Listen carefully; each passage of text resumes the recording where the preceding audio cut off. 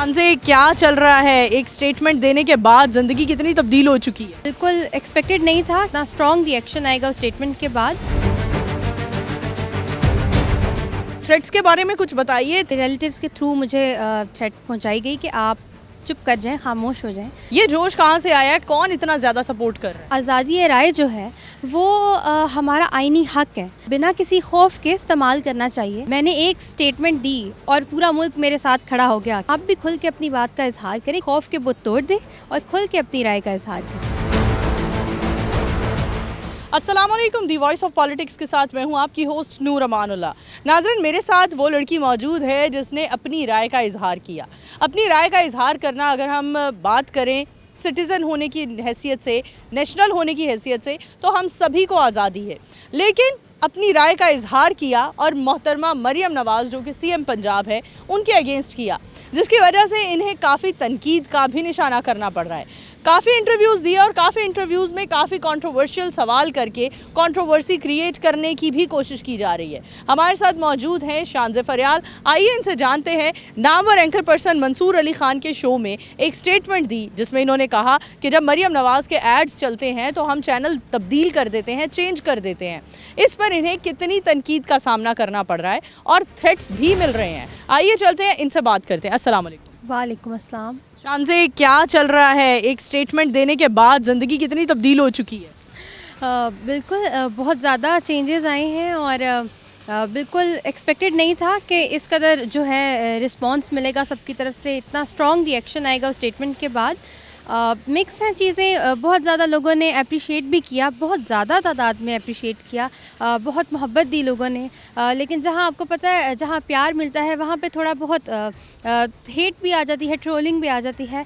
तो ये तो ज़िंदगी का हिस्सा है मेरा ख्याल। तो बस मिक्स ही एक फीलिंग है। ठीक है। अच्छा, ट्रोलिंग भी मिली, हेट भी किया गया, लेकिन इसके साथ साथ हमने देखा थ्रेट्स की भी बात हुई। तो थ्रेट्स के बारे में कुछ बताइए। थ्रेट्स आए, कैसे आए, कुछ आइडिया हुआ कहाँ से आए? जी, आपने बात की थ्रेट्स के हवाले से, तो मैं इस पे पहले तो ये कहना चाहूँगी कि इस बात को लेके पहले ही मैं बहुत ज़्यादा कंट्रोवर्सी का शिकार हो चुकी हूँ, तो मैं इस पे ज़्यादा कमेंट नहीं करना चाहूँगी। लेकिन ज़रूर मुझे वार्न ज़रूर किया गया कि आप मेरे रिलेटिव्स के थ्रू मुझे थ्रेट पहुँचाई गई कि आप चुप कर जाएं, खामोश हो जाएं।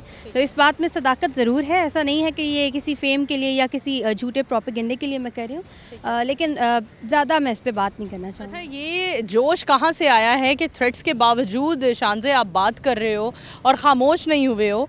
ये जोश कहाँ से आया है, कहाँ से सीखा है, कौन इतना ज़्यादा सपोर्ट कर रहा है? सबसे पहले इसकी जो वजह ये है कि हमें एक शख्स आया और उसने हमें आगाह किया कि हमारे हकूक़ क्या हैं।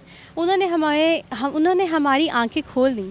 तो इसी वजह से हमें पता चल गया कि हमारे बुनियादी हकूक़ क्या हैं। मुझे लगता है कि आज़ादी राय जो है वो हमारा आईनी हक है और हमें उसको बिना किसी खौफ के इस्तेमाल करना चाहिए। तो उसके अलावा मेरे पेरेंट्स ने भी मुझे बहुत सपोर्ट किया। उन्होंने भी हमें हमेशा से यही सिखाया कि आपने हक सच की बात करनी है और बग़ैर किसी डर के करनी है। तो बस कुछ तरबियत थी और कुछ खुद भी कुछ शऊर भी था जो हमें दिया गया। शानज़े, बहुत वोकल हो, एक्टिव हो, as an activist, social activist काम करना चाहती हो। अभी तो स्टूडेंट लाइफ में हो, एफसी कॉलेज में पढ़ रही हो।